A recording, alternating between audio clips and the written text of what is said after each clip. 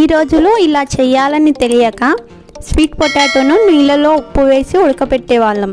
కానీ ఈ విధంగా చేసుకుంటే సాల్ట్ వేయకుండా టేస్ట్ సూపర్గా ఉంటుంది. ముందుగా స్వీట్ పొటాటోని చిన్న చిన్న ముక్కలుగా కట్ చేసుకోవాలి. స్టవ్ పైన అడుగు మందంగా ఉన్న కడాయిని పెట్టుకొని అందులో నెయ్యి వేసి నెయ్యిని కడాయిలో స్ప్రెడ్ చేసుకోవాలి. ఒక బౌల్లో నీళ్లు పోసి కడాయిలో పెట్టుకోవాలి. ముందుగా కట్ చేసిన స్వీట్ పొటాటో ముక్కలని బౌల్ చుట్టూ ఈ విధంగా పెట్టుకొని మూత పెట్టేసుకోవాలి. దీనిని మీడియం ఫ్లేమ్ లో 20 నిమిషాలు ఉడికించుకోవాలి. అంతే, సింపుల్ గా, ఫాస్ట్ గా, ఈజీగా ఈ విధంగా మెత్తగా ఉడికిపోతుంది. అలాగే సూపర్ టేస్టీగా కూడా ఉంటుంది. ఇలా మీరు కూడా ఒకసారి ట్రై చేయండి, టేస్టీగా ఉంటుంది.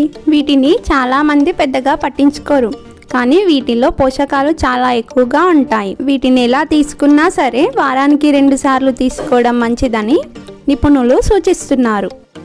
Thank you for watching my channel.